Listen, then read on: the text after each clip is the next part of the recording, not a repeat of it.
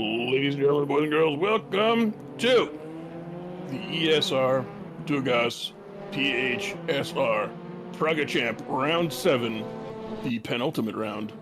I hope you got your thinking caps on because we're about to do some Nürburgring from the GP Fast Chicane. I am very attractive, and with me as always is the man who is not the booty warrior, but he might be from Booty Pest, Michael Magus. And joining us again, as always, is the cranky cow kicker from County Cork, Michael Chute. That's more or less a pretty accurate description of me. Excellent. So you're telling me you want to do this the hard way. Why don't you have a seat over there? I mean, to be fair, I'm a little bit away from Cork. I'm from Dublin, but that's basically South America. In the galactic sense. Yeah, I get you. It's canonically, it's South America.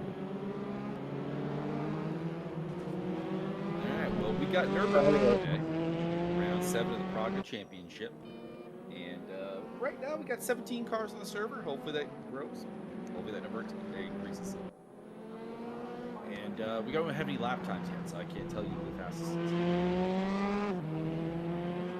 I believe the fastest one is the magical cabbage truck, as we see before us. We did have Magic Cash Truck as fastest in practice, so looking forward to that. Martin was saying he was looking real quick. Also saying that Andrew D is the man to look out for. You know what you need to do when you change the tires on Andrew's car? You gotta mess with D's nuts. And of course, we have the usual fast customers: your Max Simmonses, your REAs, your Tony Costas,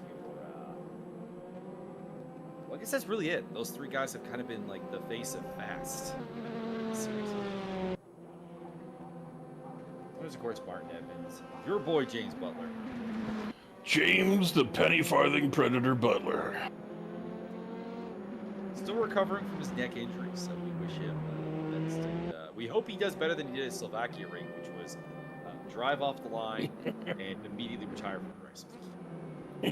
Yeah, apparently his VR was not operational. Indeed. We do have Rush Racer in chat. What up? Hello. Is that you? Are you Rush Racer? I don't think so. Are you rushing around? I'd imagine Rush Racer is in a rush. But for now, we've got 25 minutes left in the session. We've got 6 times on the board and many more to come.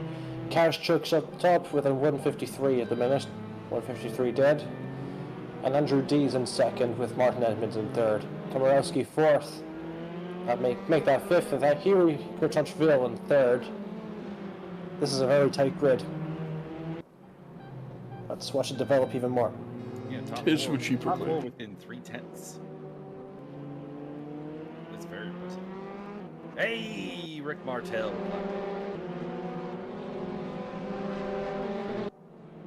Let's go Rick Martel, the Canadian man from the Canadian land. From the prairies.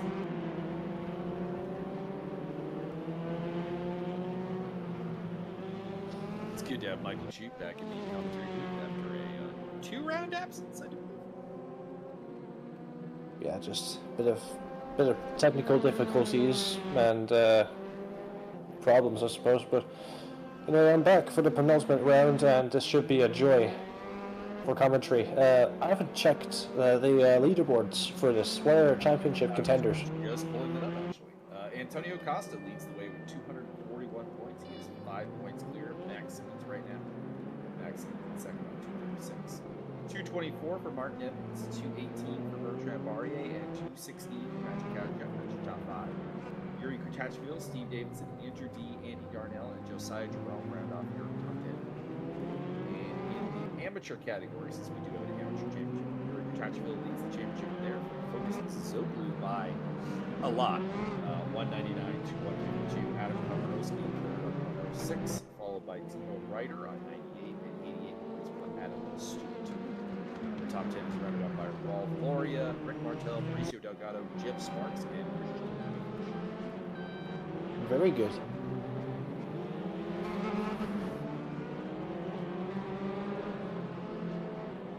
So I'd imagine Magic is doing everything he needs to do to get that championship now. But of course there's people like D and Marsha and Edmonds, and Costa's starting to get up to speed now. I can see it in the leaderboard. But yeah, there's going to be a few different directions in this title fight now. Bertrand Barrier popping up in 9th place. That's a little bit subpar for him. I'm sure he has better in him. Yeah, certainly. He's got 22 minutes to go to get something better out of him. I imagine so does Steve Davidson with going green in 2 sectors now. 7/10 off the leader, but it's going to be maybe enough for a top second row start, maybe, for the standing starts. Let's just see just how quick that 3rd sector was. He goes up into 8th place ahead of James Butler. Very good. There is Max Simmons is coming. Depending on that last sector, he might be going on to pole. I'm looking at the sector times. Mr. Magic Cash Check, I think, has that last sector on the block. He is the class of the field. Sector 3. It's sector 1, actually, for Magic that can use. Yeah, definitely. Simmons has the purple sector for sector 1 as we speak.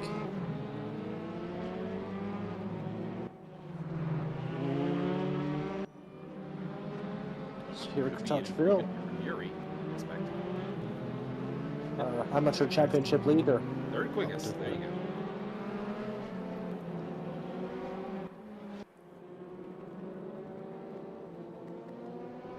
Here comes Rick Martel, the man himself. Ricardo Martel. The world's He's most coming in for the attractive kill. truck. It's going to be pole position, boys. Notable improvement. Not in position, but he took about almost a full second off this time. Yeah, he's only 1/10 behind rounded off, it's half a 10th behind Reiter. If he makes any improvement now, he'll be able to improve to P14. Simmons with purple for sector again. Very good for the number 87.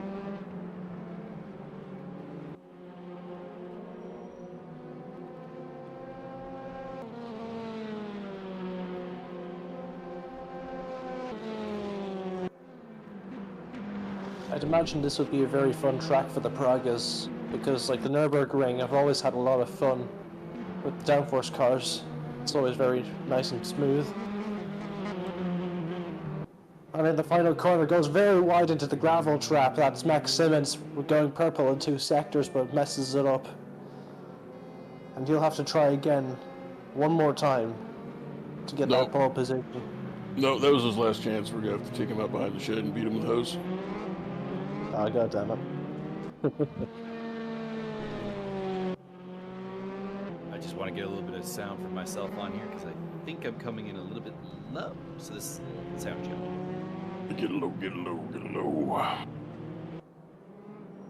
Yeah, if anybody's in chat out there watching the stream, holla at your boys. Let us know how things sound, how things are. I'm a scooch low, so I'm going to interrupt your guys' view of the game to do a little audio. Oh my God. Unacceptable. How dare you, sir? I blame society.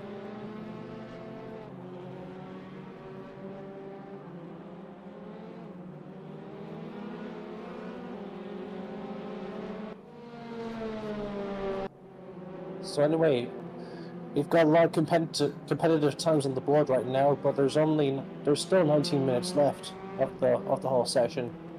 So there's still a lot of leeway for improvement. No lap times yet from Mauricio Delgado or very recently joining the server, Vic Vega.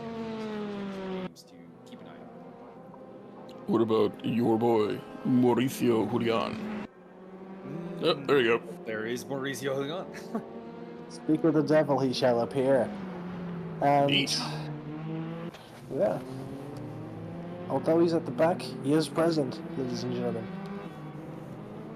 They can do better than that. He's got to at least rival the Mauricio for top Mauricio spot. Mauricio on Mauricio violence. Loser has to prepare the charcuterie tray.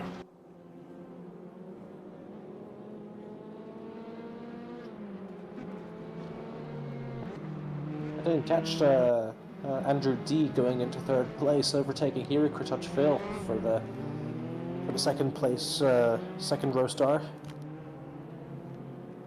I mean, granted, they're still both on the second row, but D's in third now, overtaken. Is this too loud for you guys? Because I just turned my microphone up. No, it's fine. I can always adjust your volume on my end. No, I was just wondering because I forgot I turned my Discord volume microphone way down because of the some audio issues with me and Devoid watching that show. Well, maybe you should just watch it later. Well, no, the issue was that I was overpowering the sound of the show because I was streaming. That's what I'm saying. Make Well, sure louder. It was at max volume. Turned up to 11. I was wondering if that was. I was like, I'm way too low. Was I like this on prior streams? I don't think I was. Certainly a mystery there. The low down, dirty Michael. A little bit of a spin there for Mauricio Julian. Nearly collected a car in the third sector, but he didn't hit anyone, thankfully. I believe he did kill several school children. The funeral will be on Monday. Neat. No school on Monday. Whoop whoop.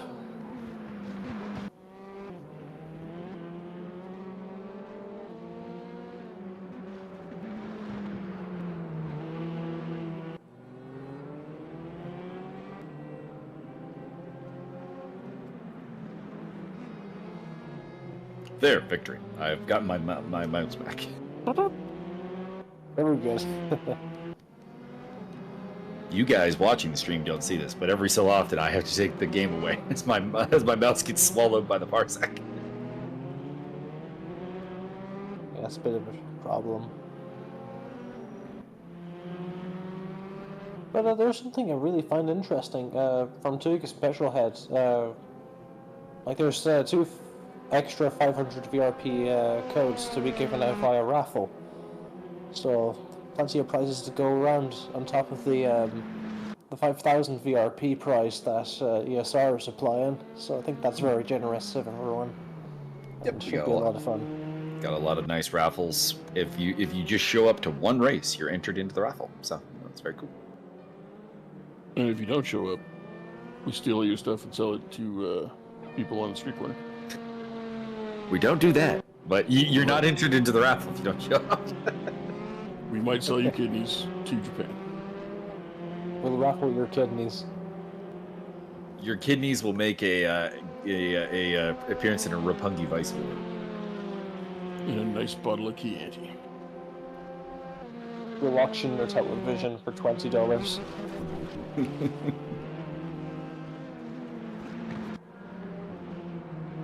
Here comes Magic Cash Check. This is another magic lap.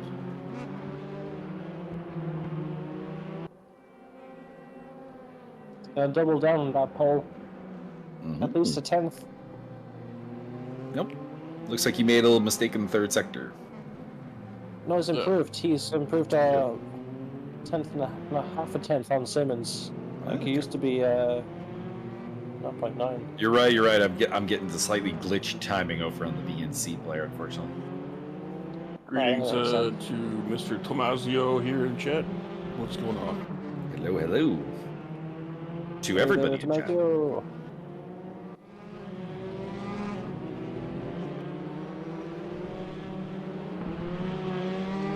Chat, what wonder is it to have you here, and you're in for a wonderful ride. If you're just joining us, this is round 7 and final of the Praga Championship, involving PHSR, ESR, and Tugas Racing. No, there's one. Right There's now? one after this. We got Zandvoort still to go. Oh really? Someone, I don't know Sprint round in what, someone Zandvoort. Oh right. Someone piped up that this was going to be the penultimate round, but I don't know. Penultimate. Penultimate is the one right before the ultimate. Fuck. Alright. My bad. You're just listening to too much Panopticon. Could theoretically have the championship decided today, but I do doubt it. It's very well possible, but the various people will need various miracles at various times. Well, essentially, Antonio Costa would have to win the race and have a pretty poor day for Mr. Edmonds, Mr. Simmons, and Mr. Barget, and Mr. Kaschuk. And that doesn't look likely, given how Magic Kaschuk and Max Simmons are both looking pretty good right now, and even Bertrand's up there, Martin's up there. In fact, everybody that Antonio needs to beat are above him in the times right now. Yeah, that feels bad. So, pretty unlikely, but there is a mathematical chance.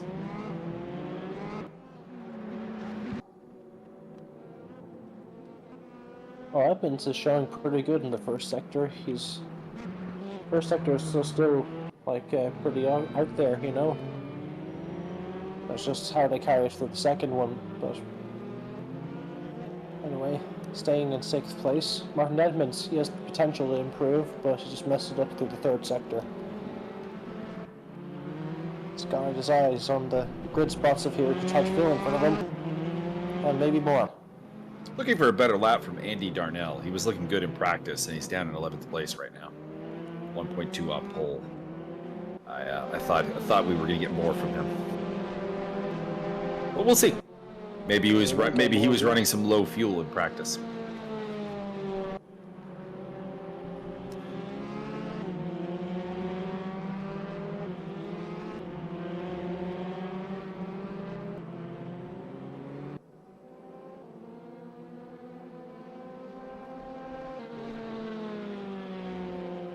You gotta see it to believe it. Magic Kaschuk going 3/10 purple in sector 1 alone. God damn. And continuing that into sector 2. This is Someone's a been rocket ship practicing. lap here. Jeez. He's going to break into the 51s at this rate.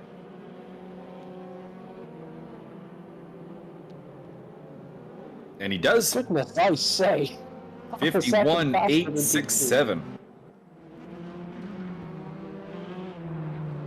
Magic Kaschuk is on a mission. He needs to do something like this if he wants to try steal this championship away from Antonio.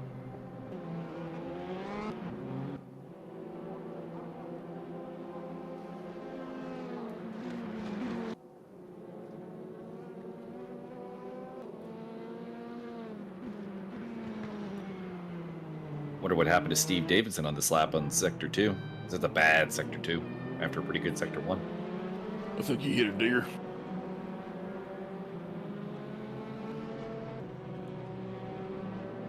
Yeah, that's Nope,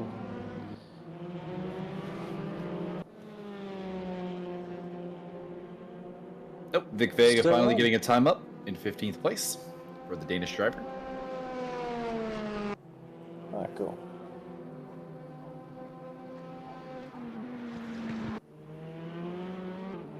Vega's usually quicker, right? There's definitely more pace in that. I don't think we've seen him in the Pragas, though, so I don't really have a basis to go on. I think this is his debut series. Although I saw him on. I remember the last time I was commentating, I think I saw Vega, like particularly in a wreck. But ignoring that, I think he was. Oh, yeah, no, you're right. You're right. You're right. He was in the top 10 at Sachsenring in both races, and also competed in the opening 3 races. I just don't recall. He's been away for a bit. But yeah, he had a 6th place and a 10th place at Sachsenring, so he's definitely got a little bit of pace. Dean might be on for pole here. He's gone 1/10 quick in the second sector. Masterful second sector. I was going to say the third sector appears to be his weak point. But still second, good enough for a front row start at the moment. The margins are getting finer and finer with every minute that goes by. 8 minutes and a half left to go.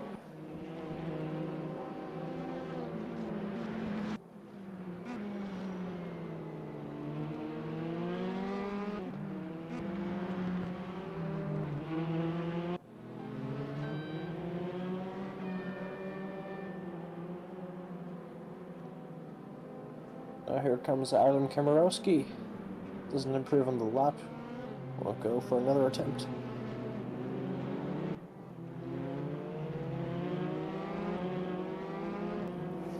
And there's a lifeline for Martin Edmonds. He's stuck in P6 at the minute. He wants to get past Thierry. And his lifeline ahead of him is the number 87.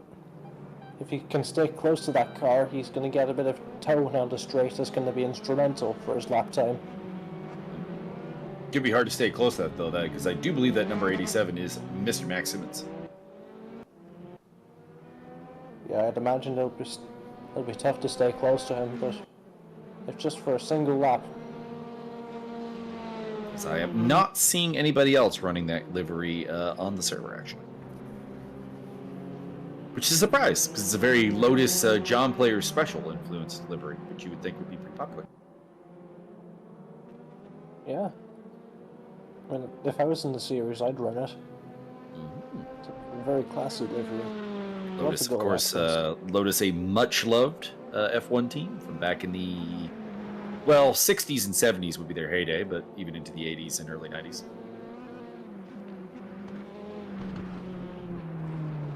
But what about Studebaker? Actually, a little bit surprised that Studebaker only ever tried F1 once.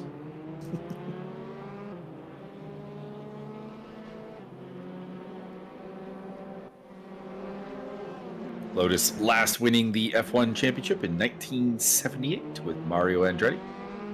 One of 2 Americans to have won the title, and none since.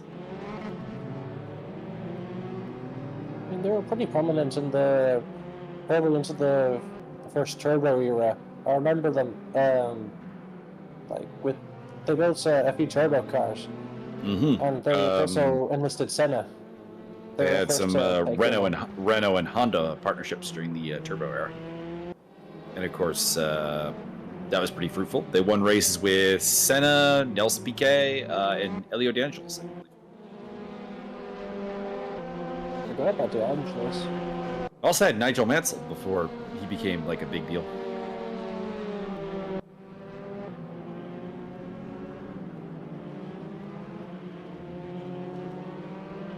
To mention, the 87 belongs to, you may have heard of him, the popular streamer Jimmy Broadbent. He did help with the creation of the cars into Raceroom. And that's his little memento, little memory. Can't say I personally have a lot of great memories of Lotus. My F1 fandom starts back in 1991, and they were already kind of in the very late stages of their time. My F1 fandom. Although Mika Hakkinen and Johnny Herbert did pull out a couple of good results for them in the early 90s. So, yeah, they weren't done yet. Just as with everything, just running out of cash. Screwed. Vic Vega hopping up into 12th. There's a bit of a better performance out of Vega. I knew it was in him. Is it the Vic Vega of VicVega.com? VicVega.com. VicVega.com. And .co.uk. Indeed. .gov. .biz. What is .biz? Business. Although .com was supposed to be like commercial, so any commercial site back in the day you had to be designated as .com. Indeed. But then everybody was a .com. Yeah, it became kind of the standard.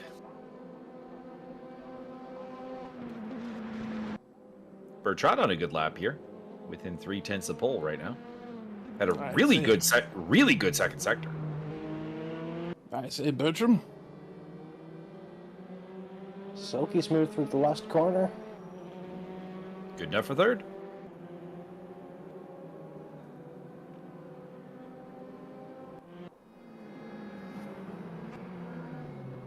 James Butler's got a good lap going too. Boom, up into 6th place. Margins are getting thinner and thinner, boys. Thanks, I've been working out.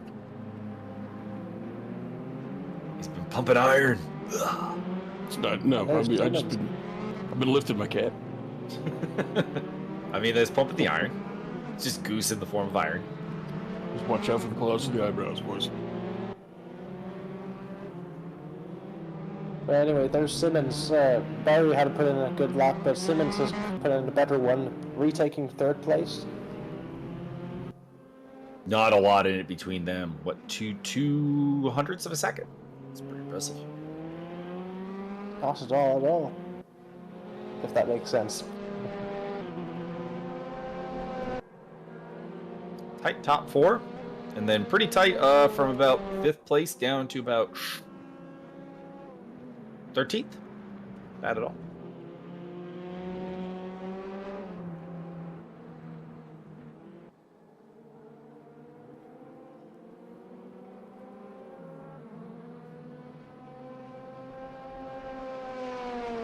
Yeah, this is shaping up to be an excellent round.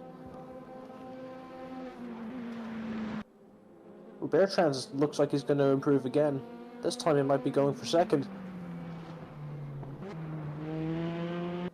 Oh, definitely. Within a 10th of pole. And it is going to be P2. Very good stuff from Bertrand.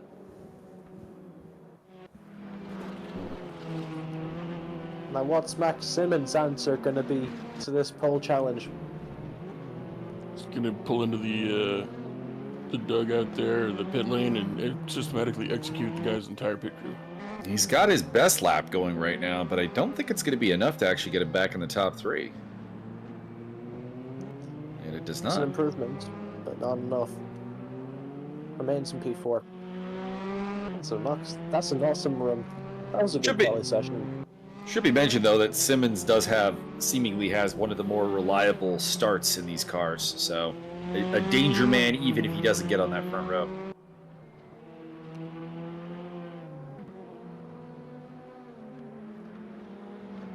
So you're saying the start could be a zone of danger? I mean, the start is always a zone of danger, Mr. Byron. Yeah, it's kind of a given nowadays. Particularly at this track, because turn 1 is a big overtaking opportunity at the start, and that can get messy. Death trap. It can get Don't messy. try. I mean, it's not the death trap that is Monza, but it's up there. So it looks like we are pretty much done, although technically there are a couple of drivers on a hot lap still. But it looks like it'll be Kazchuk on pole from Barrier, D, Simmons, Kurtashvili, Butler, Edmonds, Davidson, Costa, Komorowski, Darnell and Vega on row 6, then Stewart and Valoria, Delgado and Ryder, and Martel and Houillon.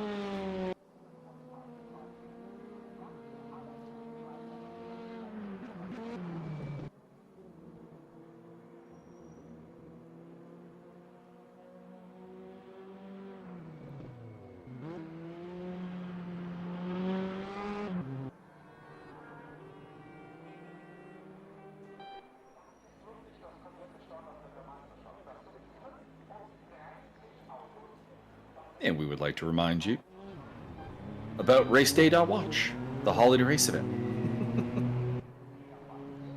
Which you are no longer able to qualify for. You have been disqualified. Indeed, I do believe the qualifying is closed, but it's still coming up.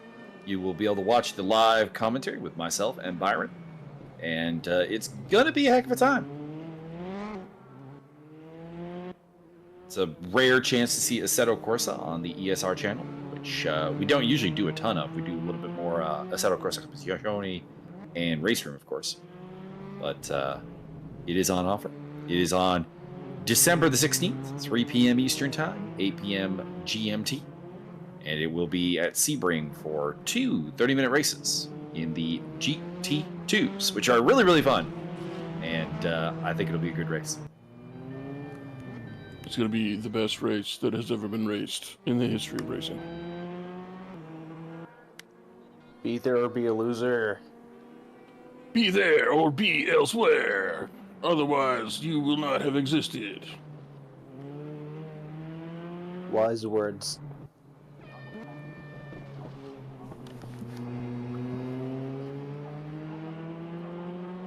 Getting in the warm-up time here before we get ready to go green here at the Nürburgring. I will quickly go over the rules of the race.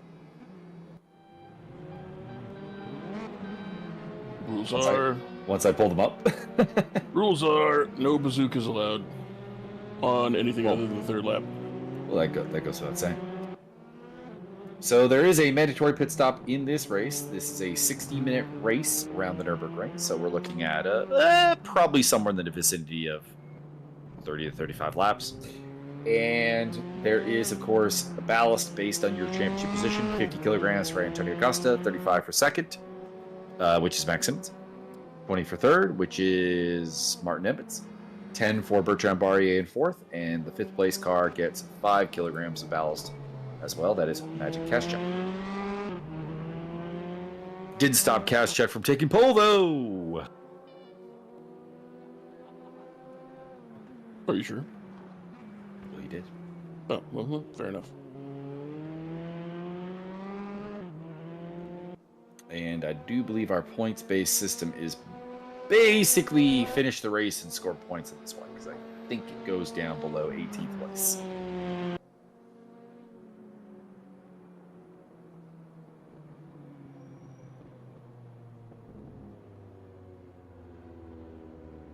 And of course, I'm always looking forward to the start of these races because it looks like there's a tremendous delta in terms of being able to get a good start in these Pragas in the field. There are certain cars that it's like the start is a little bit processional. This is definitely not one of those cases.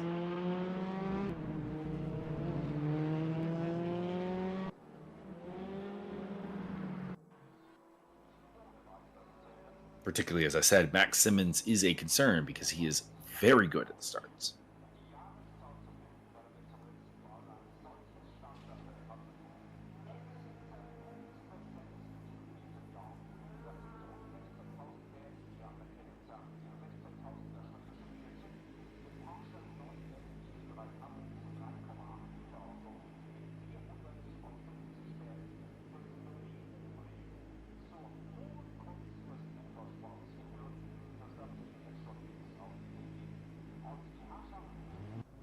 There we go. We're ready to roll.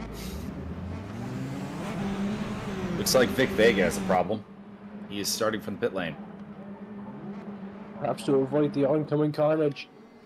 It's already DNF. Oh, so he must have violated some kind of rule on the grid. And unfortunately, we lost Vic. Magic Kaschuk out in front with Andrew D getting into second place here. Kutachville jumping a few people up into third, and Simmons remaining fourth. Simmons up into third. James Butler's up in there. It's going to be 3 wide into this next corner. Going double file into the next one. Kutachville's holding himself up very well, remaining in third place. This is what he needs for his amateur championship. Max Simmons on the inside of the 84. Bertrand Barrier making that position count. Here comes Edmonds. There's going to be ties there. Bit of contact there. Oh my goodness. Andy Darnell with another of his great starts. He's made up 4 spots. Other big movers include Mauricio Julian. See.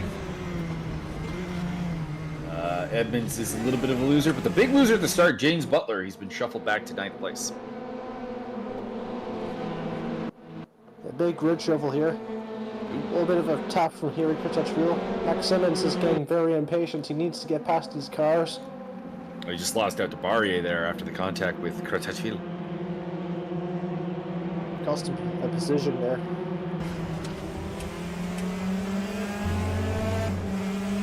Simmons cannot afford to waste any time because he needs to get past these cars for the championship.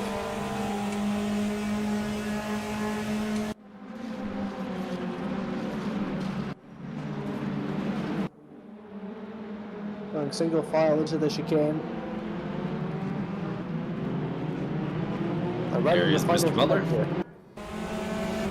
Butler and P9 going on board with him now. He's chasing down Mark and Edmonds.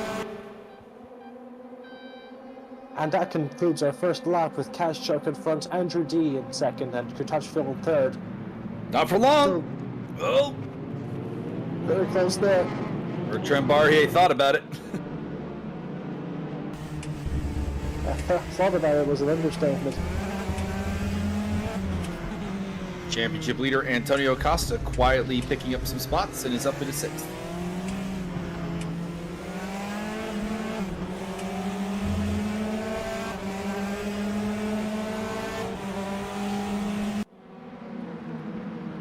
It is amazing that Costa's been able to be the championship leader basically this whole series with one podium to his name. You know what that reminds me of? Like, you know Matt Kenseth from NASCAR? He only won a single race and got the championship. Mm-hmm. This is going to be the Matt Kenseth of sim racing. Adam Stewart, Mauricio Julian going side by side. Expertly done. And Stewart will get the better of it. Get the better of it, yeah. Well put.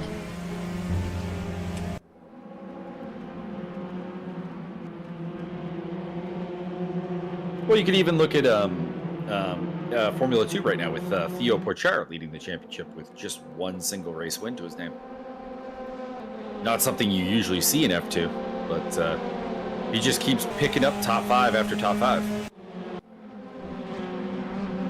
Top 5 dead or alive.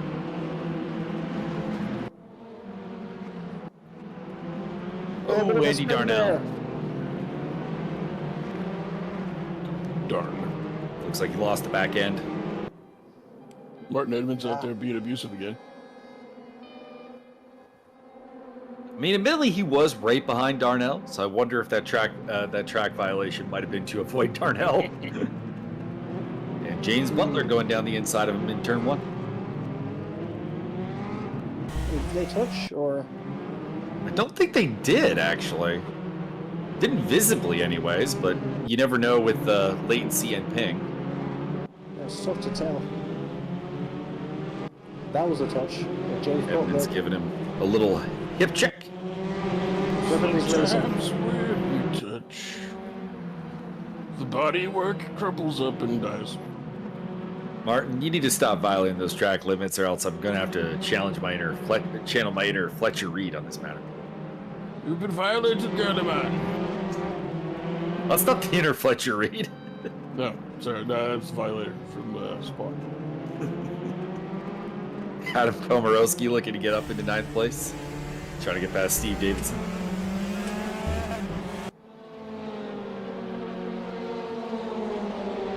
Here is getting very close to second now. Maybe a move on the inside. Looks into it, but doesn't go for it.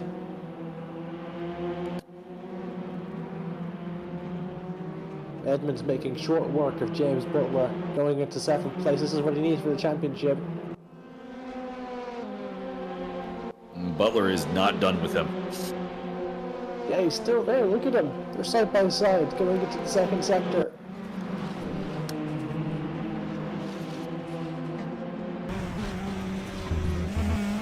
Ooh, just laying the curbs there.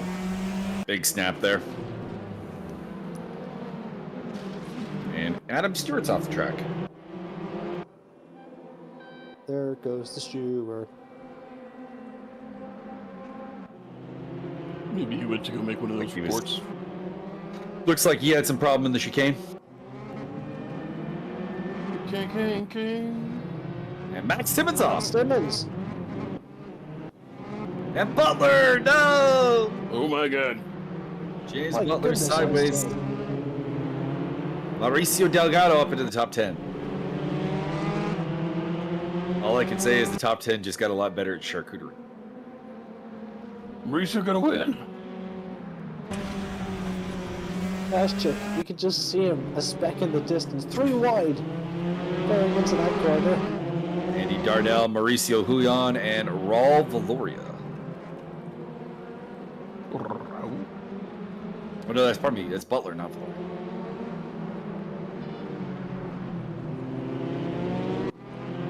Anyway, I was going to say, Kashchuk is quietly disappearing into the distance, rather. Got up to 2.3. And Kratachville's battling with D, so I imagine that's only going to grow.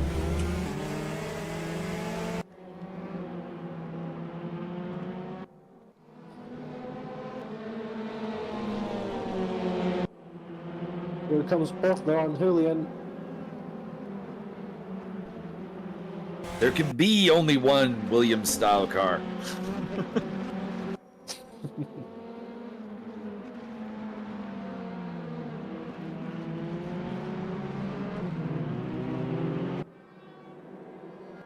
Here he is absolutely going guns blazing. Even though he's fighting with people in the Pro Championship, he's at the top of the SAM table. He should be letting these guys go. But he's going to be fighting for the overall podium. Yeah, I think that's perfectly fair. His main rivals in the AM Championship are not here today, I don't believe. I don't think I've seen Fotis. Yeah, no Fotis Zogalu, who is really his only competition. Adam Komorowski is here, but you know, Adam Komorowski is also 90 points behind him, and I think there's a good chance that the AM Championship gets wrapped up right now with the way Kratachville's got the pace today. I didn't realize Vic Vega is retired. Yep, he had some kind of problem at the start, it looks like, and retreated to the pits and pretty much instantly retired. That's a shame. Possibly some kind of technical failure.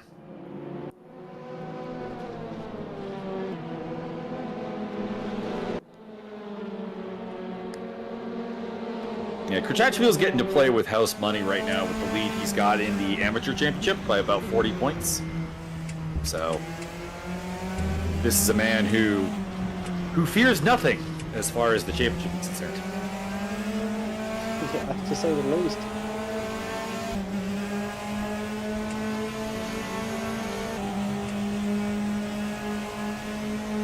I don't know how he's going to react with Bertrand Barrier behind him. He's going to be coming up soon. We do get Yuri versus Barrier, which should be a heck of a thing.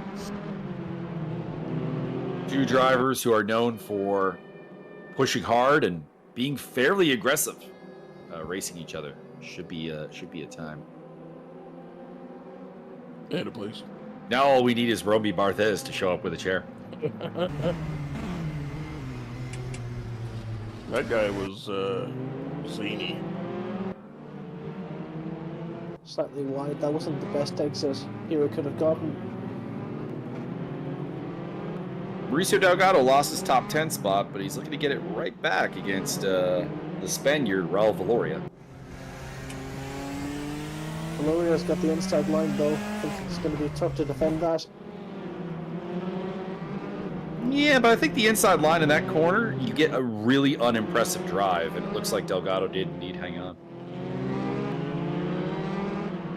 That's a good move. Very well done for making that stick.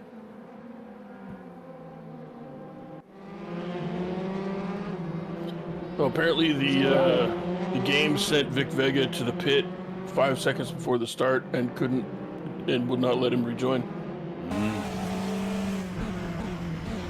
Unfortunate. So, not sure what's going on there. Some kind of game-related technical error.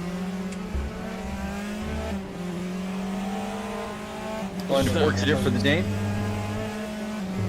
No Victor Vega for you. That was Byron Dirksen with the hot Discord reporting. Ha-cha-cha. Our man in the pit lane.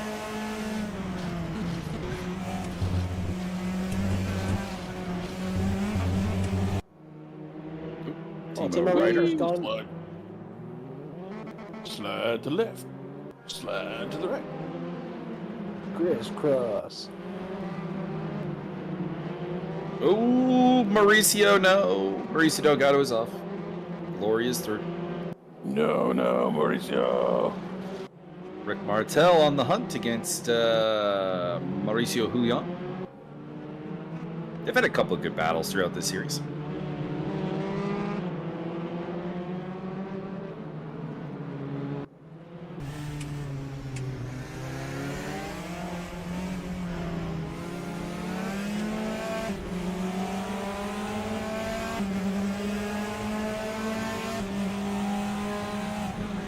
To date, Magic Kazchuk's best finish has been 4th place at BRNO and at the Red Bull Ring. So looking for his first podium and looking to do it in style.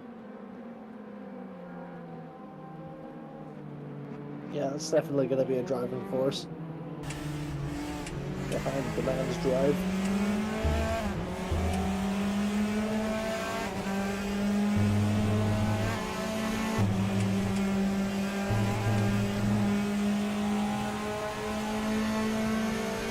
Certainly getting a bit of the slipstream into the braking zone. Bertrand's getting very close.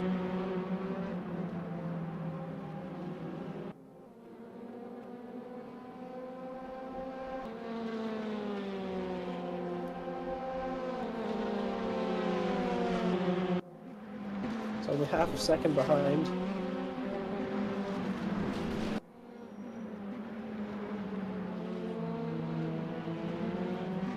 He was doing well to punch well above his weight in the AM class. He's done this before. He had a podium earlier this season.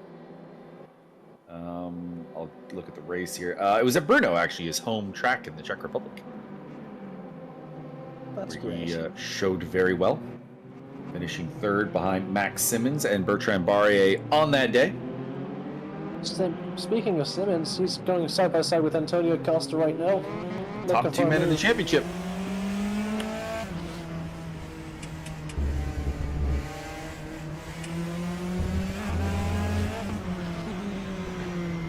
That was very nearly a move, but just couldn't make a stick. Not too wide. And Simmons is going to want to try and make this move as fast as possible, because if he doesn't, they're going to just keep tripping over Costa, and then Edmonds is going to be in the mix as well. Interesting to see the 3 top men in the championship battling over 5th place. And Mauricio Julian looks like he caught a curb. Just working on his power slides, that's all. Yeah, he knows the WRC championships are coming up.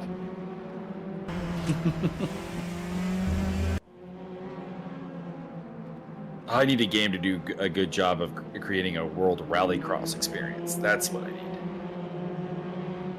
Rallycross, Dirt Rally 2.0. Best one today. I've tried it, and it is the best. You're not wrong. You're not wrong. It is the best one, but it's not there. It's not there. Well, I mean, you could always pay an iRacing subscription and then play Rallycross there. I tried it. It wasn't all that good either. Like I actually did cough up and pay for an iRacing subscription for a month to do some dirt rallycross and to do some rallycross, and underwhelmed. It's unfortunate. It's definitely something very, very hard to do in a sim. So I don't blame the coders for being unable to make that happen. But I'm just saying no one's done it yet. As the pit window, by the way, is open. 45 minutes to go. I was very nearly contact with Mauricio Delgado and Martel. They've been I was scrapping all Butler. evening. Oh, they were pulled up, but my point stands. Looks like we got an early pit stop from Andy Darnell as well as Timo Reiter. It appears Komorowski has been pitted even earlier. Or maybe is that the UI glitching? I don't know.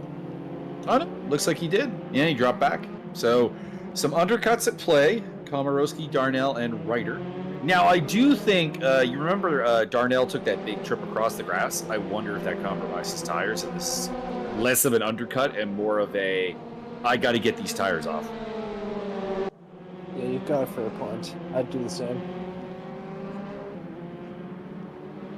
But Komorowski and Ryder, I don't recall having any kind of big off-track excursions, so this appears to be a tactical decision by them.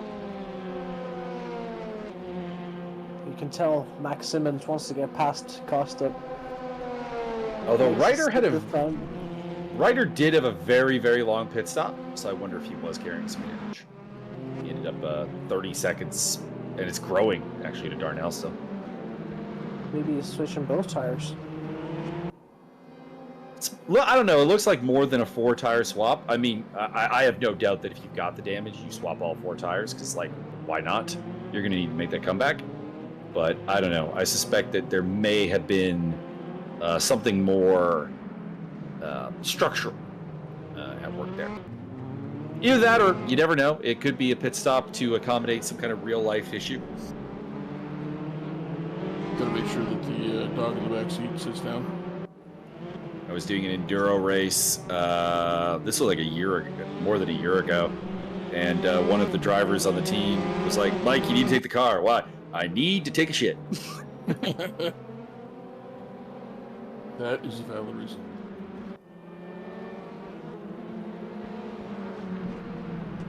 It's actually a real problem, though, because I was very low on time that I had left. Like, there was a max time set up that a driver could spend in the car. Oh, yeah. So I was very near mine. I was, I'm like, well, you got to come back quick because I'm only going to be able to do like 2 or 3 laps. Just do them really slow. It'll be fine.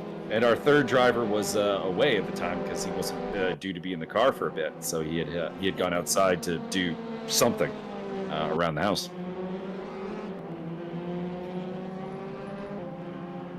And we didn't have a cell phone number for him or anything. So we were just like, all right, he's got to come back. Did you guys, how did that work out? Did you manage to not get disqualified in the end? Or like, we had to change up our strategy because I couldn't do my one mini stint at the end that we had been planned for because I didn't have the time left in the car. But I did like 4 or 5 laps before the guy who had to use the bathroom came back, and then we swapped back to him. And we got to the end fine, but it did compromise our strategy a little bit.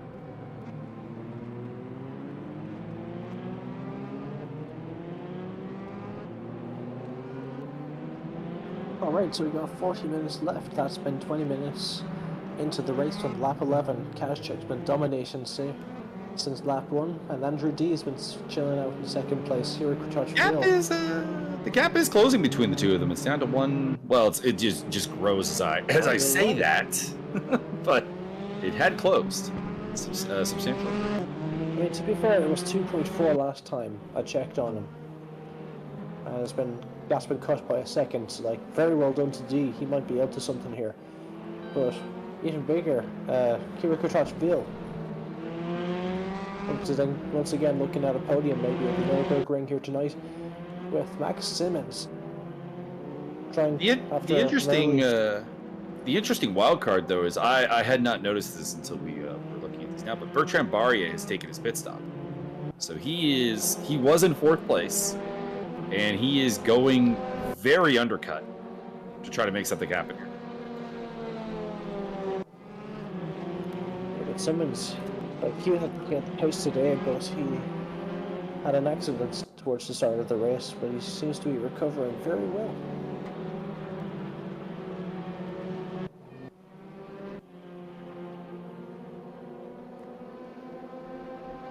And of course Costa is remaining in the top 5, trying to keep those points coming for this championship. Very important. Antonio's had the ultimate champion's drive this series. Just has really not had the pace of a champion, but just is absolutely making the most out of every situation.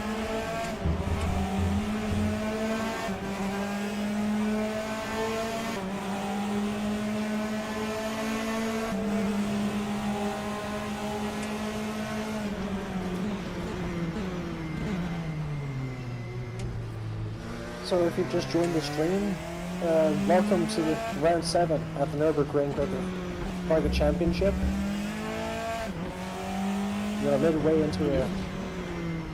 Sorry. I was just saying thank you for welcoming me. I've not been here before.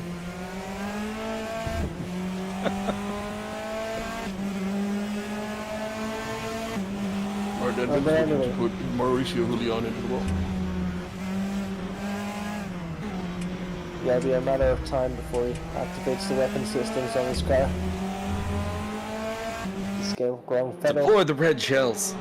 Nope, Adam Stewart in. Not surprised he's one of the earlier pitters. He's had a rough day. He's had a couple of spins. I imagine those tires are, let's just say, not entirely round at this point. Got stop signs for tires, maybe.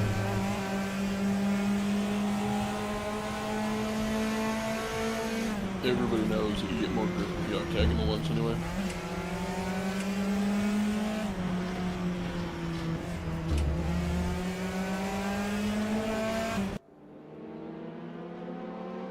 And there is Andrew D, who's closed it down to 0.2 of a second out front. So I don't know if Kaschuk is just taking it easy or what's the deal here, honestly. But Andrew D is he's eating into him. Kaschuk's last lap was invalid, so I'm suspecting maybe he had a mistake. Yeah, it's gotta be.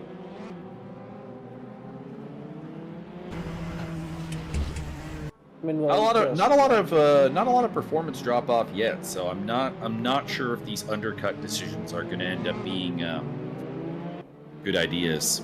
But Martin does overtake Costa. Yeah, like if I was to do an undercut, I'd be doing it at the 35-minute mark. There is the number 1 of the undercutters, Barrier up to 11th. And one of the other undercutters, Adam Komorowski, overtaking Mauricio Julian. Starting to rise back through the field.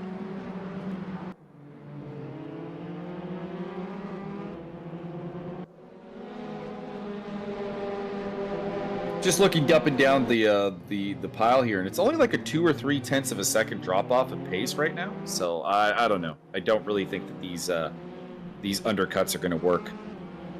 Although, you know, discretion given to Timo Ryder, for example, who I am, based on how long his pit stop was, I'm pretty sure had something wrong with the car. So his might have been forced.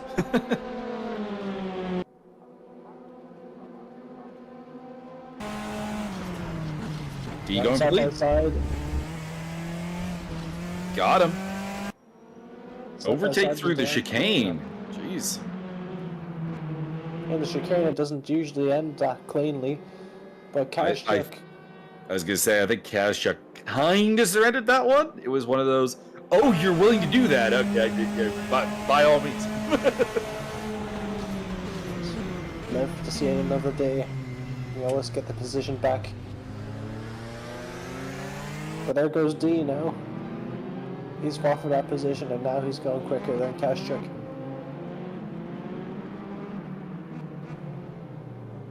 It's gotten him up and took that lead. And that's a car off of Mauricio Julian. He's yet to pit. There comes Andy Darnell to overtake him.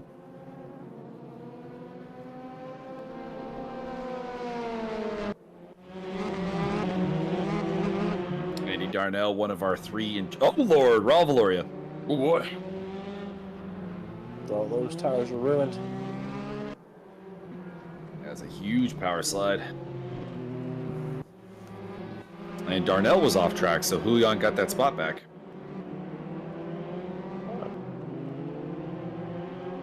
Not actually racing Darnell, of course, Darnell having pitted, Julian having not pitted.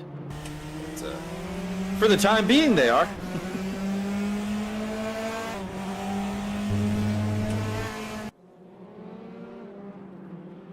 And Mauricio goes off. Very good day.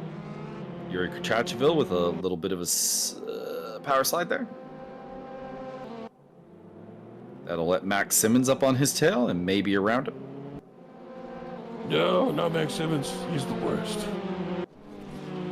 Well, he's on the tail for a podium. Side by side into the chicane. Bit of a touch there. Couple of touches. Let's get physical. Kaschuk, by the way, appears to have maybe hit the pit lane entrance. Really? Yeah, he was off. On the wall. That is Timo Ryder. It was a lapped car at this point. Still in Fury it. down the inside. And Max Simmons hangs on around the outside of turn 1. Very nice.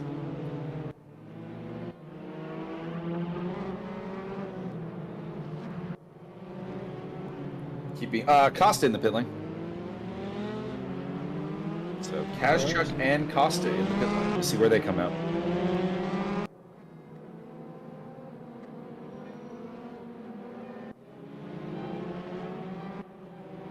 There's Magic and Costa right on his tail. And they're coming out behind Bertrand Barrier. So Barrier's undercut working. He was behind Kaschuk before the two of them pitted. And now he is in front. The real question is, do you believe in magic? I believe in Magic Kaschuk. Wow. I believe in cabbage. Indeed, it is real. It does exist.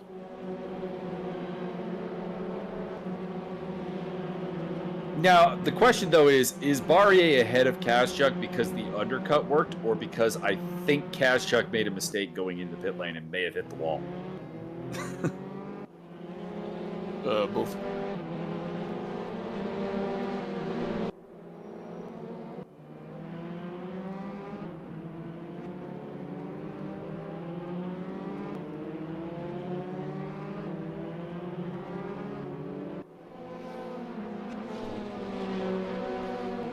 So we're starting to get a little bit calmer now, going into 30 minutes into this race. Lap 16. D has been overtaking. Well, wait, where was Kaschuk? He's pitted, so he's back in P10. He was leading the race, but had a few issues. Decided it's time to go into the pits. And now D is leading the race with Max Simmons in second, with Edmonds in third. Fury has gone into the pits, as we've just seen, and Steve Davidson's joined them. Butler in fourth. By God, the race officials have given Martin Edmonds 92 slowdown penalties in a row. Oh, bother. That'd be entertaining. I mean, not for him, but, you know. It'd be quite devastating for the victim there.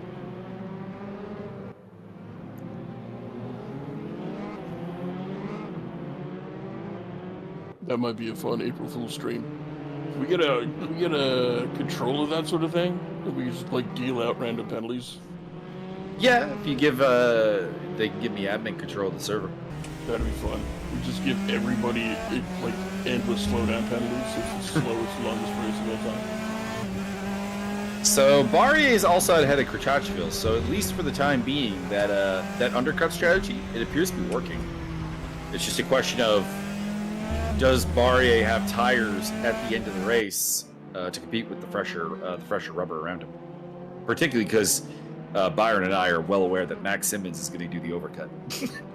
Correct.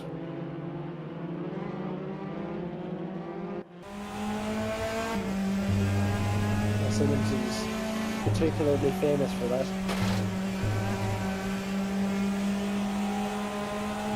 Max, there's still rubber on these tires. Why are you calling me into the pits, Simmons? I can only think of maybe 2 races that he ever went in the pit lane before anyone, or before everyone else had already done theirs. There's a couple where he's not been the last one, but it's always been like somebody doing the exact same strategy as him, and he just happens to be ahead of them on track. Yeah.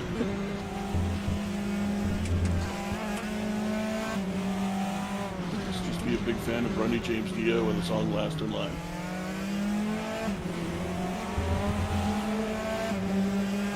Raul Valori and James Butler are in the pits. As more and more people pissed. which is why you see them dropping down the order.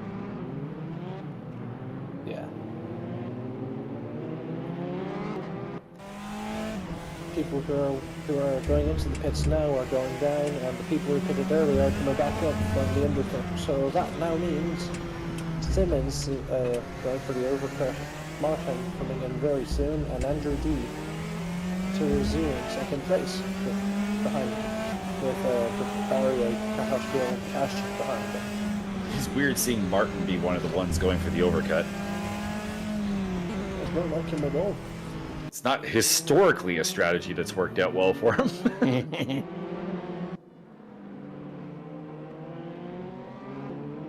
Tell me the story on the last time that's bitten back going for the overcut. But Martin? Well, in fairness, Martin's problem isn't so much that the overcut bites him, it's that Martin doesn't have great tire management in general.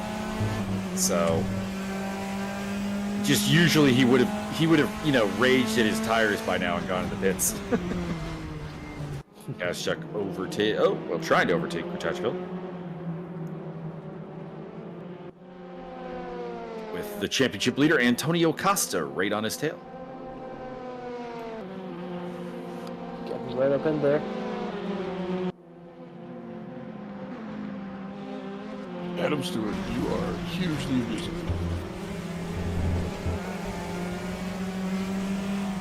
Adam Stewart, the classic, stop breaking the law! Someone needs to send Adam Stewart to jail. He's been breaking too many laws of motorsport.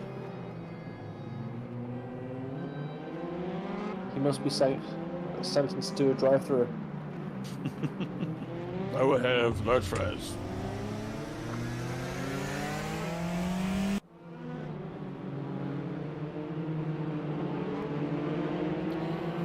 Michael, is it true that you race exclusively wearing Nintendo Power Gloves? That's a negative. I've done it before, and I'm not joking either. I remember when those things came out, I was a small kid. Those gloves were not big enough for any regular human being. Nah, it's... I'll tell you the story, because, the Irish the bed parking scene over here is fucking mental. So, of course we're out testing, and, of course, my gloves that have been, my first ever set of gloves from Alpine Star, they, finally fall apart, and, they know one, so, I'm left with two options. A, wear the tattered gloves anyway, or B, try, go barehanded so I can build the callus in my hands, so I can just start using it without gloves. But I don't know, but someone behind the counter when I was paying for the testing session must have heard me and said, "Oh, sure, I might have a few gloves around the back." Next thing, a pair of power gloves, both fucking right hand things. I wore a right hand glove in my left hand. That's hilarious. Fastest lap of the race, by the way, by Bertram Barrier, a 1:53.064.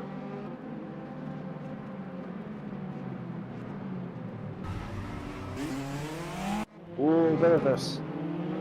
Lot of input going on there for Kaschuk, but he keeps the position. Big moment.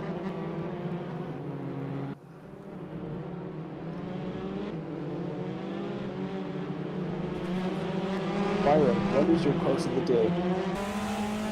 I can't tell you that because it's in a language I don't speak. Interesting note that both Martin and Max, the two cars yet to pit, are putting up very competitive lap times. Last time around, Max did a 53.308, which is within a tenth of his best lap. And Martin did a 54.131, which is also within a tenth of his best lap. So, the tires are holding up remarkably well. Yeah.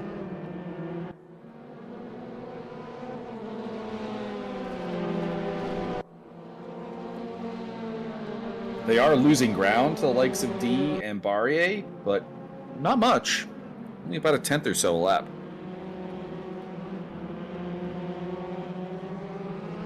making good time here over the next 25 minutes of this race.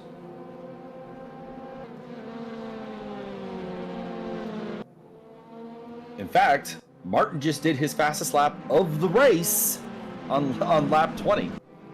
53.813.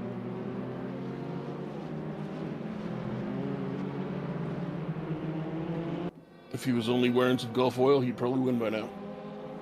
I mean, I feel like I need to applaud this. Martin, tire management? Are we seeing a new Martin?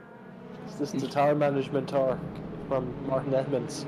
He's just getting now into the gooey nougat center of the tires.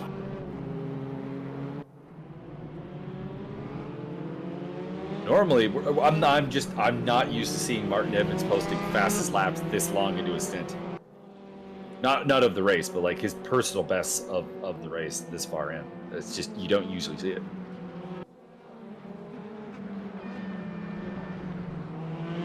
Nürburgring can produce oddities like that.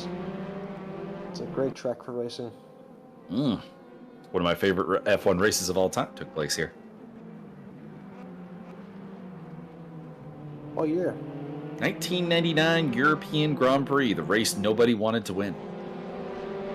Tell us about it. I haven't heard about it. So Hightower Frentzen started on pole in his Jordan, but had a technical failure fairly early in the race while leading. Electronical failure. It was a traction control issue. Had to retire the car. So he's out of the race. Mika Hakkinen takes the lead. He makes a mistake, ends up falling back. David Coulthard is now in the lead. The rain starts coming down. Coulthard pits way too early for wet tires. Ends up falling backwards. Ralf Schumacher takes the lead. Spins off. Giancarlo Fisichella takes the lead. Punctures a tire. Ralph takes back the lead. Spins off again. My goodness. And at the end of the day, Johnny Herbert in the Stewart Ford, for the only time that team has ever won a race, emerged victorious out of Jarno Trulli's Prost and the sister steward of Rubens Barrichello. That is crazy. And a point on this day was scored by Minardi's Marc Genet. Their only point of the season.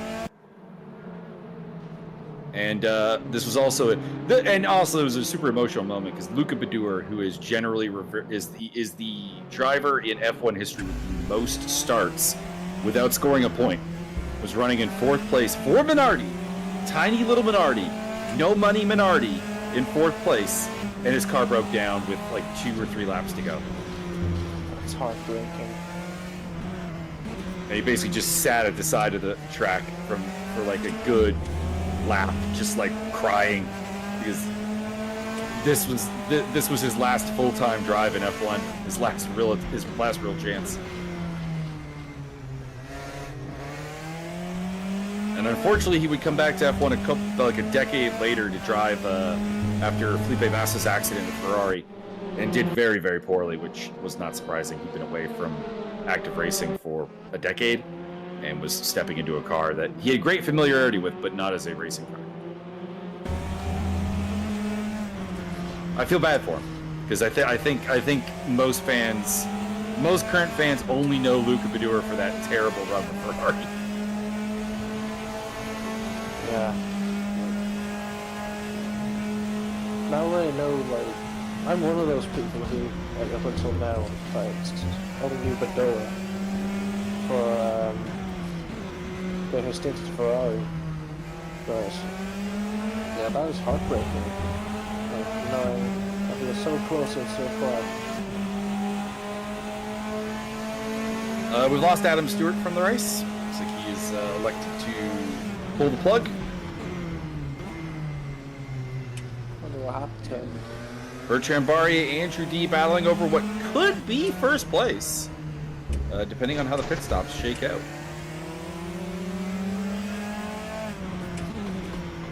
By the way, new fastest lap of the race by Bertrand Barrier. He is the first one into the 52s at 52.724.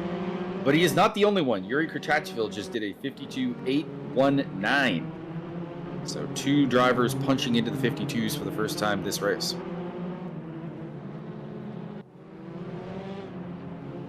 And there goes Timo Reiter on Adam Stewart. Stewart's out of the race. That's Mauricio Julian he's fighting with. Fair. I got confused. Yeah, I think I just have a better grasp of the liveries than you do so far as to who's running what. There are duplicates, of course, though, so it is not a perfect system. But I know that Adam Stewart's was running the green and black. I mean, like, as far as I can tell, like, the 84 is Bertrand, the 87 is There's a couple of different Someone- There's a couple of different 84s. Unfortunately, Steve Davidson is running the 84 as well as Bertrand. I think somebody else is too. But there's a couple of popular ones. The Williams knockoff is very popular. This one here being driven by Raul Valori and Andy Darnell, very popular with the Petrolhead guys. Wonder if they're doing some kind of like team thing. yeah, that's probably it. Valori looking down the inside. I don't think quite is close enough. Yeah, not quite. You get a heck of a lot closer, and then put it in the wall. There's a reason Byron's favorite track is Macau. There are a lot of walls. One day we'll have an Iron Man match on Macau. Yeah, that'd be fun. Like, I mean, I can tell the appeal. Like, you're a man of carnage. I mean culture. Both of those are true, yes. Just enjoys the fine Portuguese/Chinese stylings of Macau, and It's very aesthetic. he's a big fan of the casinos there. What can we say? Hey, you gotta play some poker. Play some baccarat. Gross, uncultured, You guys go. uncivilized.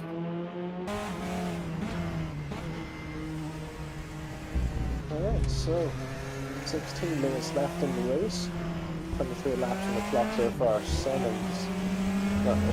Also, that pinned window will close in less than a lap, so Martin and Max must pit next time around.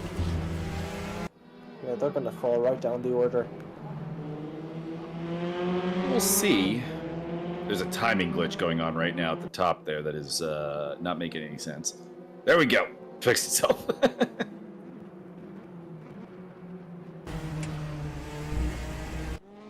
Simmons is in the pit lane I don't believe you. and exiting. Martin is also in the pit lane. Let's see where Simmons comes out. Is it in the lead? It is going to be very close. Needs to get those needs to get those tires up to temperature. He got in the lead and he's got the freshest tires. Max, the overcut Simmons, strikes again. As for Martin, it comes out more or less where he was before the pit stops kicked off in 7th place.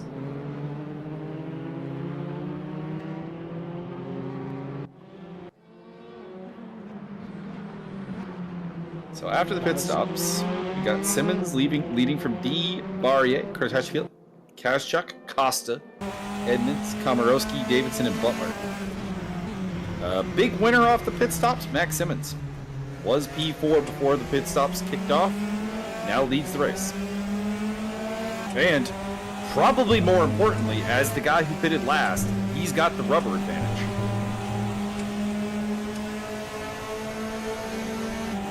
And as we all know, the winner of the race gets to take the hottest tires in the yard.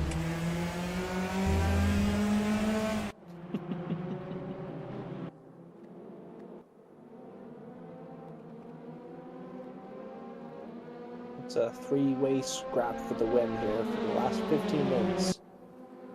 Or 14. In terms of tire health, Barriers are the oldest, Simmons the newest, D is in the middle. That's kind of the one thing kind of putting a damper on this, is that in theory Barrier's car is the one with the least performance left to give. But we'll see.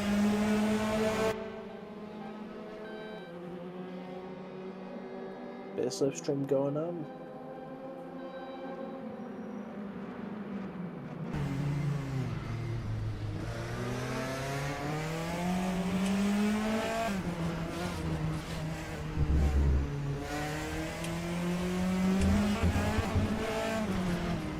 question is this enough points to get Simmons into the championship lead?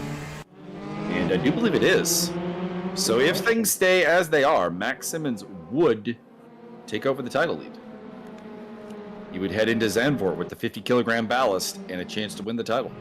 And his as Ryder and Julian have a little smack. Bit of a hit there. Not sure what happened.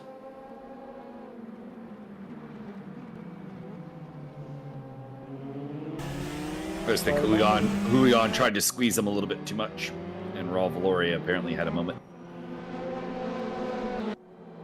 But anyway, about Costa, like, where's he going to end up? He's going to be in second, right?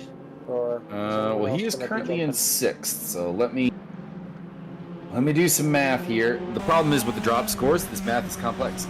Yeah, I can imagine. Yeah, I think he would remain in second. So Costa would still be ahead of Edmonds in the championship. Probably Bertrand Barrier. I think Barrier would overtake Edmonds, though. As things stand. And Andrew D, of course, because of his somewhat spotty attendance, is not really a factor in this championship. Second place. But he would take his third podium of the season, which is nice. Yeah, that'd be a nice highlight of the evening. Having visited the podium at Spa-Francorchamps and Slovakia. So, hey, podiums at Nürburgring and Spa-Francorchamps in the same season? There are a lot of people who would kill for that.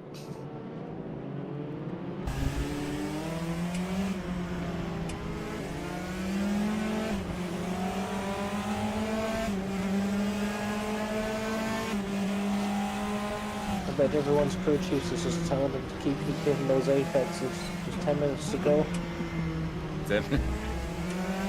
There's somebody who has made who has gone forward in the race. And the crew chief is still somehow screaming at them that they should be doing better. I don't know. Yeah, it's happened to me before. Like, The lack of logic crew chief has at times. Come on, Michael, we can do better than this. What are you talking about? I qualified in 10th and I'm in 7th. What do you want?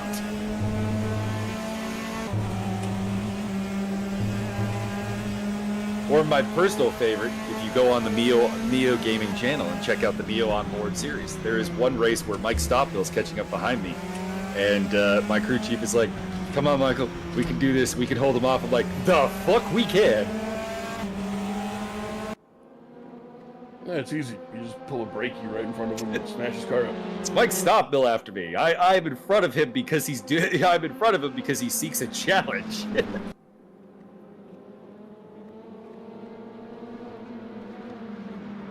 It's literally the race that he took an extra pit stop to drop to the back of the pack and carve through us again. And the crew chief is like, "We can hold him off." I'm like, "No." No, that was the one that Travis and I commentated on. A Red Bull ring. That was pretty awesome. All right, here he comes again. I don't think you guys are gonna stand up to him. Oop, Barrier trying to go around the outside of Andrew D. We've seen this work for a couple of people, but I think D is going to hang on here. Yeah, he does. The room for the switchback.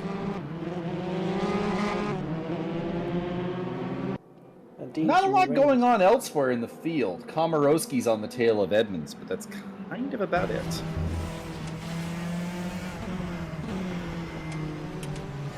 Who's our big climber of the day? A couple of guys are up 3 spots. No super performance though.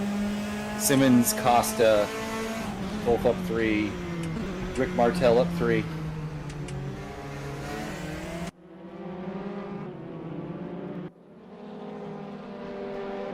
I think it's tied between like 3 people. I'd like to congratulate Magic Cabbage Truck for going so fast. He's gone all the way back through the field and up to 4th place. I think the best crew chief errors were back when Sept Corsa Competizione first came out, and there was the miswire in the crew chief that thought a green track was a wet track. So you're driving on a green track and it'd be screaming, I think it's time to come in for wet tires. Nope, no, it's not. It's not raining.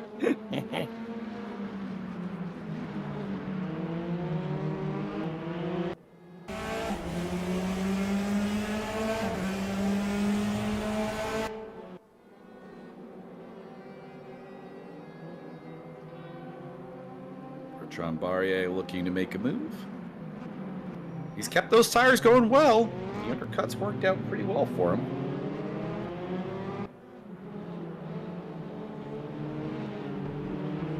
Kind of got a feel for Magic Kazchuk right now, because if it really did appear that he headbutted the pit entry on the way in for his pit stop, and that's pretty much essentially why he's not winning the race. So like it's his fault, but I imagine he is kicking himself repetitively at this point. I don't think there's enough room in those cars to do that. He's finding a way, Byron. He's finding a way. As someone who has headbutted that particular pit entry more than once, I feel your pain.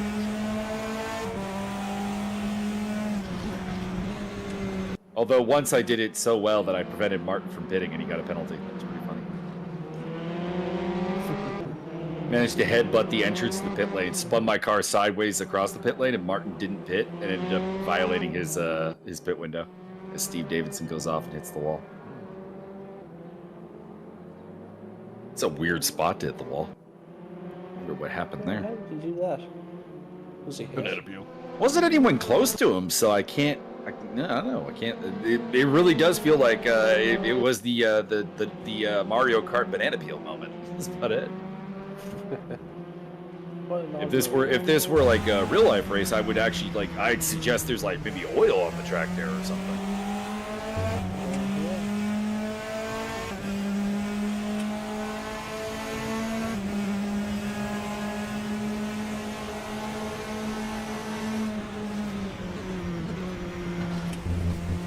On board with Adam Komorowski, hunting down Martin Edmonds.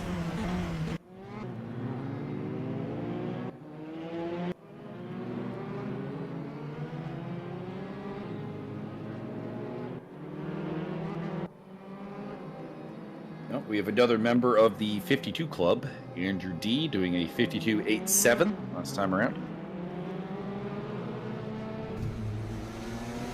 5 minutes to go, more or less.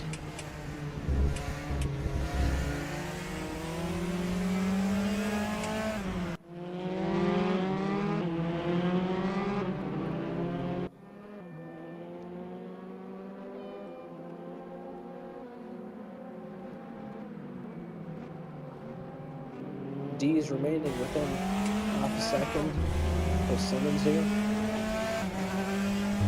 It's going to be a to the bitter end.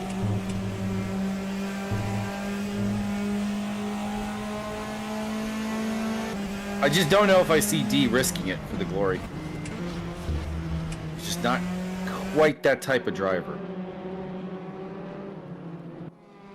Or if we start playing some inspirational 80s music in his earphones. I could see Barrier going for it back in third place now. 100%. We're about to see a demonstration.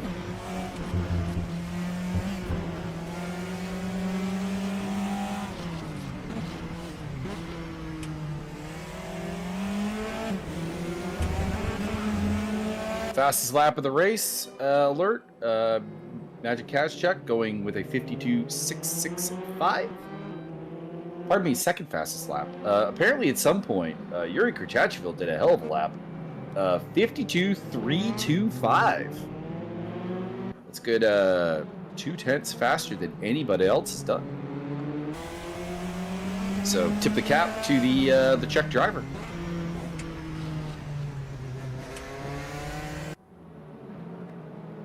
As Kazchuk has a spin.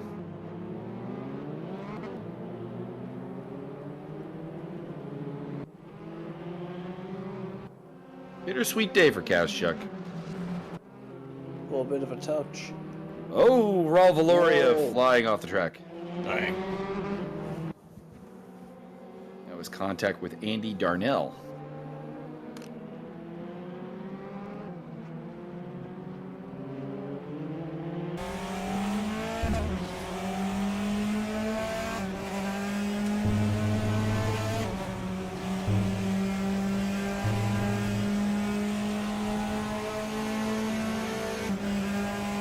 on board with Anderson D. Santos.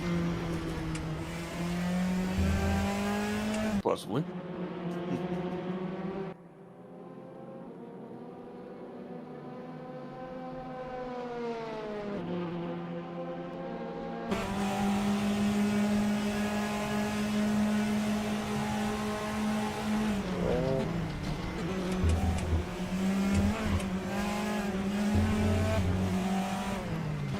Better judgment stepped in there. He's thinking about it. Mm-hmm. Oh, a bit of gravel. That's unhealthy. That'll give him some dirty tires for a little bit. It's a good thing that Raceroom did give up on their super dirty tire model, though. That was really annoying. You're off the track, and now you have an ice cube for a tire. When did they abolish that? Fairly quickly after they put it in play, it was dreadfully unpopular with pretty much, I think, every level of sim racer.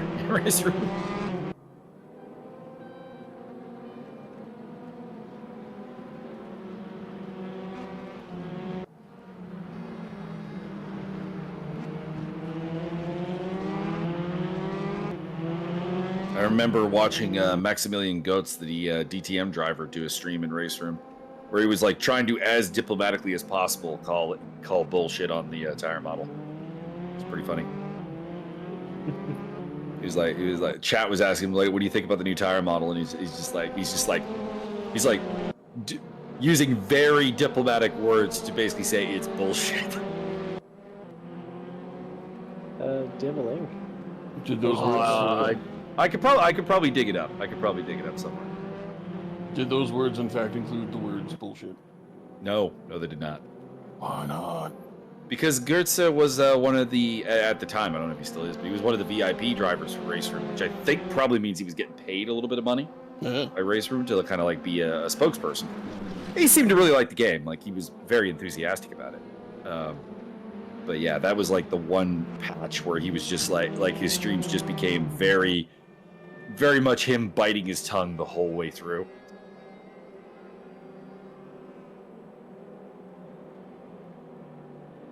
I believe this will be the last lap. Unless they can do a lap of Nürburgring in 15 seconds, you are correct. Never say never. Everybody's more than a second behind the guy in front of them, so... Not the most climactic of final laps unless we get something particularly stunning. I believe they are about to unleash a monster truck. Max Simmons joins the 52-minute club, or the 52-second club, I should say. 1 minute 978, his personal fastest lap of the race.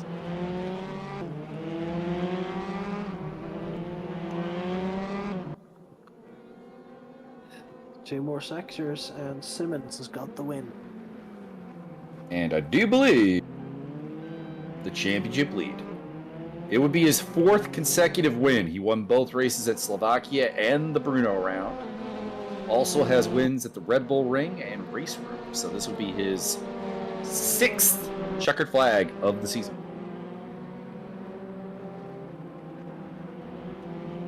Absolutely dominant. If he just not, if he had just attended the Spa and Sachsenring rounds, he'd probably be championship leader already. That's fair enough.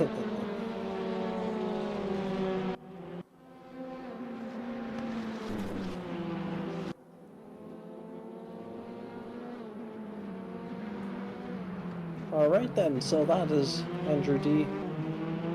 and Simmons. Simmons flashing his headlights, swerving across this front stretch in unison as he wins at Nürburgring. Boo! I call shenanigans. He cheated. Somehow. I mean, you're probably right. Nobody just goes out and wins a race. That's travesty. He's gotta have cheated. I think his pit crew's on steroids. Have them tested immediately. Credit to James Butler, though, coming back from a significant injury and picks up a 9th place here today. Oh yeah, Butler's done very well. He's done good. Andy Darnell's still making his way around the last couple of turns, but he'll probably take home 11th. Caster's curse. It's Raul Valoria behind him in the sister car. And you can hear the burnouts. Mauricio Delgado bringing charcuterie home in 13th place. That reminds me, I've got some hot salami in the fridge I need to put on the meat slicer. Yuri Kretachville taking the fastest lap of the race with a 52.325. But it is Max Simmons who triumphs on the day. We have this weird Scott guy in chat wanting to know about some sort of watch day Scott. We will put up the poster again. Scott Day Scott.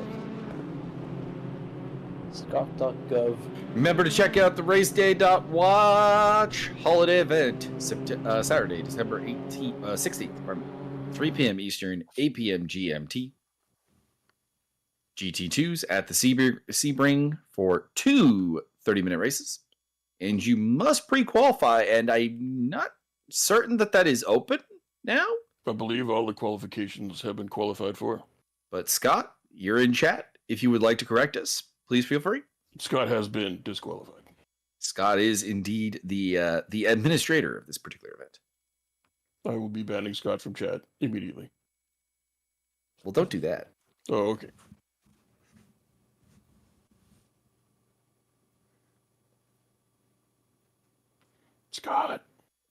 Scott, that's your cue. It's your cue, Scott. Scott Day Skate. Anyways, entry list has been finalized. There you go. But anyways, you can still, if you have not entered, tune in to the live commentary with myself and Byron. Byron's pretty voice is the super deep one that you have been hearing throughout this podcast. Except when he tries to be a squeaker. Hi, everybody. Except when he tries to be do his best impersonation of Evan or Dylon. Does anybody know why I'm feeling funny and I've got hair growing in strange places?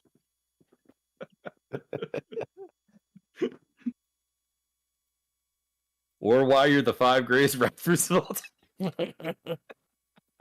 Dylon, and Dylon. It's a bit dicey.